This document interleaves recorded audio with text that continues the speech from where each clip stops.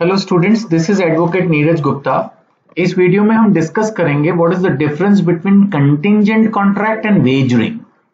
फर्क है जी।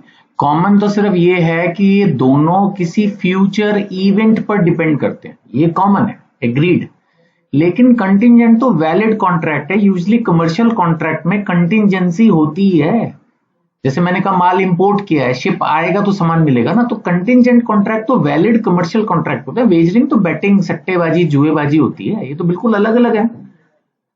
फिर भी इनमें एग्जाम के अंदर क्वेश्चन आ जाता है, इंपॉर्टेंट है, क्योंकि दोनों कंफ्यूज इस सेंस में करते हैं कई बार बच्चे या कोई हो सकता है, इसीलिए तो पूछते हैं कि भाई इसमें दोनों ही में एग्जीक्यूशन डिपेंड करती है एक फ्यूचर अनसर्टेन इवेंट पे।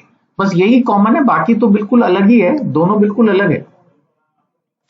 यहां पर ये लिखा भी है कि कंफ्यूजन इसीलिए होती है क्योंकि both depend on uncertain future event, ये मानते हैं, लेकिन फिर भी डिफरेंस है।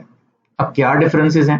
एग्जाम में अगर ये ज्यादा मार्क्स का आएगा तो मीनिंग ऑफ कंटिंजेंट कॉन्ट्रैक्ट और meaning of wagering contract with example with cases लिख दो, और फिर लास्ट में समरी वे में इनके डिफरेंसेस भी बता दो। तो मैंने जानबूझ के दोनों छोड़ दिए क्योंकि मैंने कंटिंजेंट और वेजरिंग अच्छे से डिटेल में पहले से पढ़ा दिया है। तो यहां पर मैंने सिर्फ उनके पॉइंट लिख के छोड़ दिए, जस्ट टू इंडिकेट कि वो देना है एग्जाम में। अब डिफरेंसेस भी बता देते हैं।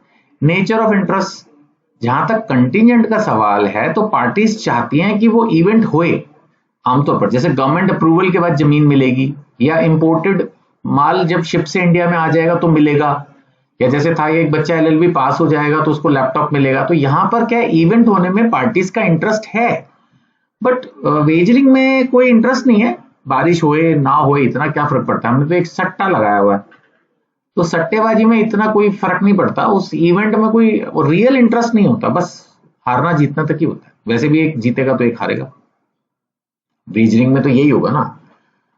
अगर हम सेकंड पॉइंट की बात करें तो कंटिंजेंट कॉन्ट्रैक्ट्स, जैसे मैंने कहा, ये तो कमर्शियल कॉन्ट्रैक्ट्स होते हैं mostly and they are valid enforceable, जबकि वेजरिंग वॉइड अनएनफोर्सेबल होते हैं। ये भी आपको क्लियर ही है। इसमें जो इवेंट है कंटिंजेंट में, वो इवेंट कोलैटरल होती है, यानी कि मेन इवेंट वो है जो आपकी है। जैसे मैंने आपको कहा, सपोज आपने एक मकान खरीदने की बात की, तो सेल परचेज की इवेंट मेन हो गई, उसकी फ्री होल्ड रजिस्ट्री हो पाएगी कि नहीं हो पाएगी, गवर्नमेंट अप्रूवल मिलेगी नहीं मिलेगी, वो कंटिंजेंट है। जबकि वेजरिंग में तो जिस इवेंट पे सट्टा लगाया है, जैसे इंडिया पाकिस्तान मैच पे लगाया, इलेक्शन पे लगाया, बारिश पे लगाया, तो ये तो सट्टा लगा, तो वो इवेंट ही मेन है, इवेंट कोलैटरल नहीं है, वो इवेंट ही मेन है। The event itself is the basis of the contract. ये फर्क है। Intention of the parties, contingent में तो परफॉर्म करने की होती है, इसमें तो कोई डाउट ही नहीं है। कंटिंजेंट कॉन्ट्रैक्ट में पार्टीज परफॉर्म करना चाहती हैं, वेजरिंग में तो बस गैम्बलिंग ऑप्शन होती है, हार जीत और कुछ नहीं है। जैसे इंश्योरेंस कॉन्ट्रैक्ट एग्जांपल ले लें तो कंटिंजेंट कॉन्ट्रैक्ट्स हैं, जबकि बेटिंग वेजरिंग है।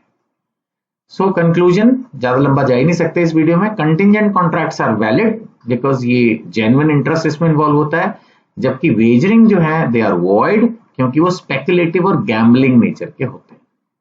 इतना ही है, स्पेस से ज्यादा कुछ नहीं है, जबरदस्ती लंबा करने का फायदा नहीं। फिर भी कोई डाउट और नंबर पे व्हाट्सएप कर दीजिए। यूट्यूब पे देख रहे हैं तो वहां भी क्वेश्चन लिख सकते हैं, और जिस बुक से पढ़ा रहा हूँ उसको नॉमिनल प्राइस पे परचेज करने के लिए भी आप कनेक्ट कर सकते हैं। Thank you.